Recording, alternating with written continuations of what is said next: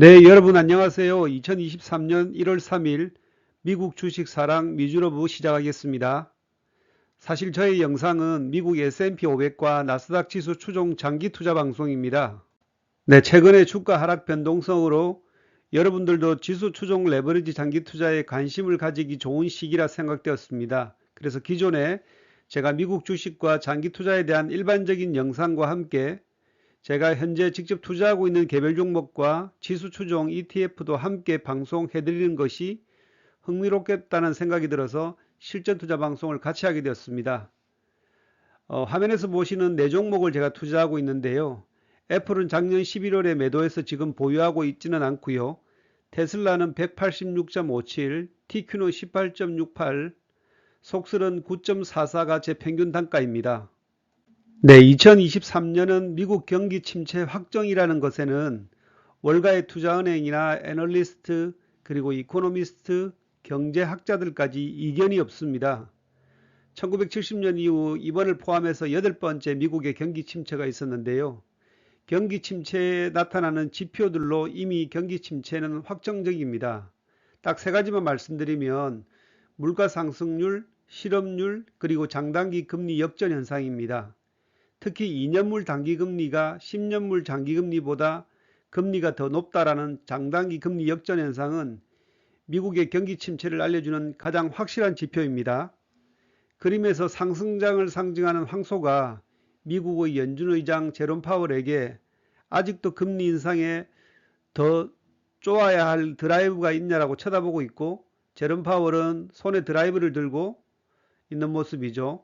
지금 미국 주식시장의 전체적 분위기를 잘 대변하고 있습니다. 네, 우선 지난 22년 한 해 동안의 S&P 500 맵을 잠깐 보겠습니다. 원자재, 에너지 섹터 제외하고 전체적으로 다 하락했죠. 특히 금리 인상에 민감한 기술주 중심으로 많이 하락했는데요. 애플을 보시면 26%, 마소 28%, 구글 39%, 아마존 49%, 테슬라가 65%라는 기록적인 폭락을 냈습니다. 테슬라는 머스크의 트위터 인수 과정에서의 혼란과 주식 대량 매도 그리고 생산량 감소 등으로 다른 종목보다 개별 종목으로는 폭락을 굉장히 많이 했습니다. 네, 22년 폐장일 미 증시의 투자심리 피어 앤 그리드 인덱스를 보시겠습니다. 체감상으로는 극도의 두려움 같은데 실제 지금 두려움 지수 37에 와 있고요. 여러분들은 25에 근접했을 때 투자를 하겠다는 보수적 관점이 좀 필요해 보입니다. 네, 변동성 장세이기 때문에 변동성 지수, 빅스 지수도 같이 한번 살펴보겠습니다. 빅스 지수도 50일 S&P 이동평균선보다 지금 아래에 있죠. 2022년 10월 달 이후로 계속 S&P 500 이동평균선 아래에 있는데 여러분께서 공포 단계인 30 가까이 근접했을 때 매수 관점으로 보셔도 아직 급할 건 없을 것 같습니다. 네, 작년 서학개미들의 미국 주식 사랑 1위는 단연코 테슬라입니다. 그리고 개별 종목으로는 애플, 엔비디아, 마이크로소프트, 아마존 같은 주로 빅테크 기업들을 많이 매수했고요. 나스닥 100 지수 3배 상승을 추종하는 TQ, 1배수 QQQ가 11위, 그리고 S&P 500 1배수 추종하는 스파이도 16위에 포진되어 있습니다. 개별 기업과 지수 추종에 골고루 투자했다고 볼 수 있겠습니다. 네, 지금 미국 증시에서 가장 중요한 개별 기업은 S&P 500 시총 1위 애플과 시총 5위 테슬라입니다. 이 두 종목이 살아나야지 미국 증시 전체가 반등할 수 있습니다. 작년 한 해 동안 S&P 500은 19%, 애플은 27%, 테슬라는 65%나 폭락했습니다. 네, 지수 추종 레버리지 투자는 굉장한 변동성을 보였습니다. 나스닥 100을 추종하는 1배수 33% 하락, 2배수 61%, 3배수 TQ는 마이너스 79.7%의 하락을 보였습니다. 이래서 레버리지 투자는 투자 원칙을 세우지 않고 투자하면 계좌가 녹는다는 말이 나옵니다. 상승 시에도 나스닥 100 3배를 추종하지만 하락 시에도 3배입니다. 음의 복리가 적용된다는 것이죠. 투자 원칙은 피라미드식 분할 매수, 동일 가격대 중복 매수 금지, 목표가 도달 시 매도 원칙입니다. 추후에 레버리지 투자에 대해서는 따로 영상 제작하여 말씀드리겠습니다. 네, 다음은 월가의 애널리스트들이 평가하는 애플의 목표가를 보겠습니다. 지금은 강력 매수 상태입니다. 26명 중 22명이 매수 의견이었고요. 4명이 보유, 매도 의견은 없습니다. 애플의 12개월 목표가는 최고가 270불, 중간값이 179불, 지금 가격과 비슷합니다. 그리고 최저 목표 가격은 144불까지 나와 있습니다. 여러분들 투자하실 때 144불까지는 하락 가능성을 염두에 둔 투자가 필요합니다. 네, 다음은 테슬라입니다. 테슬라는 31명의 애널리스트 중에서 19명이 매수, 10명이 보유, 2명의 매도 의견도 있었습니다. 테슬라의 최고 가격은 최근 한 달 사이 가격 폭락이 반영 안 됐기 때문에 12개월의 중간값을 보시면 됩니다. 목표 중간값이 267달러입니다. 현재 가격에서 100% 이상 상승해야 되는 가격이죠. 최저 가격 목표가는 85달러입니다. 주당 순이익과 산업 멀티플을 적용한 가격보다 훨씬 더 아래 가격이 최저가 85불입니다. 아마도 일론 머스크의 오너 리스크가 반영된 것 같습니다.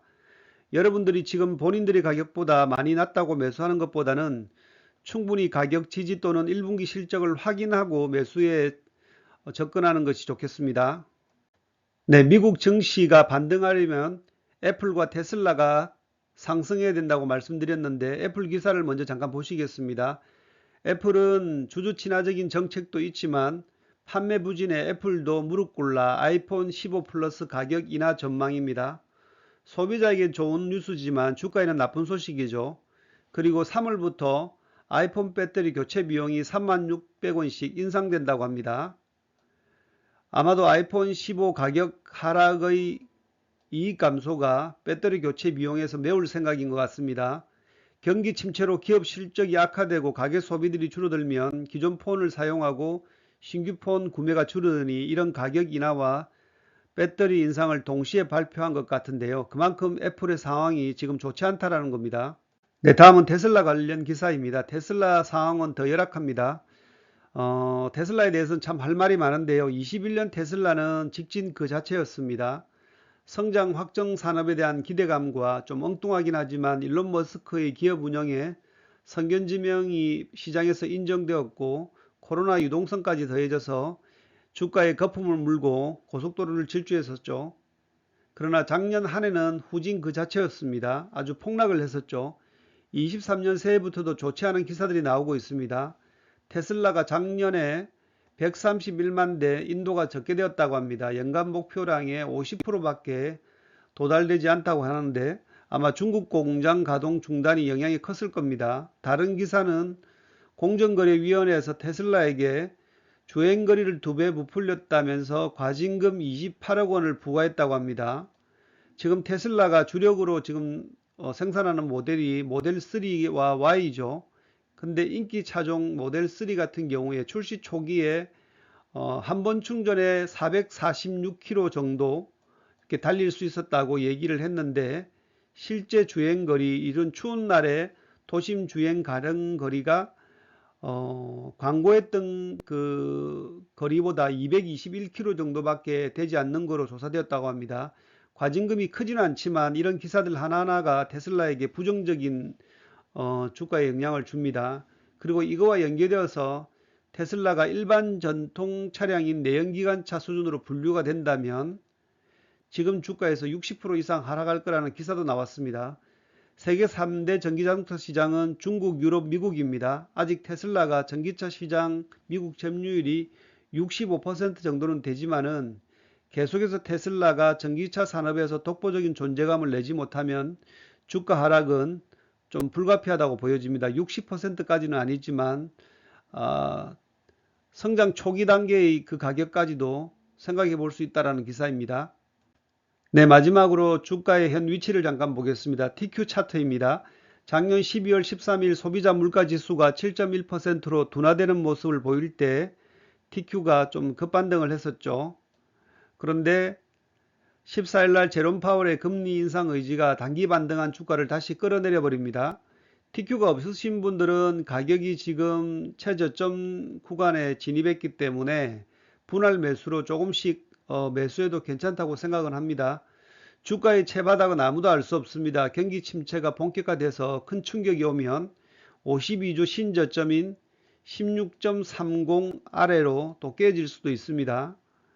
저는 16불 이하가 되면 조금씩 매수에 들어갈 텐데 16불도 깨지면 그 밑에는 12불, 그리고 그 아래 10.39, 그리고 마지막으로 2020년 3월 저점인 8불까지도 고려하면서 분할 매수를 할 생각입니다. 여러분들도 경기 침체 시작이기 때문에 보수적인 관점으로 접근하시기 바랍니다.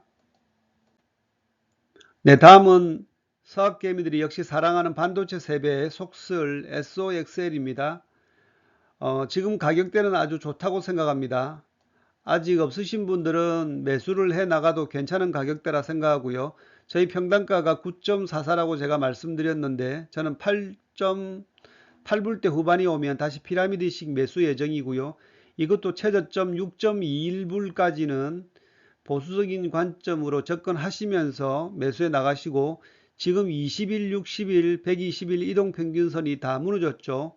단기 수익 매매의 하루 이틀 단기 상승이 아니고 중장기적으로 모아간다는 관점에서 보시면 주가가 상승하는 날은 매매하지 마시고 하락하는 날마다 분할 매수로 대응하시면 좋겠습니다.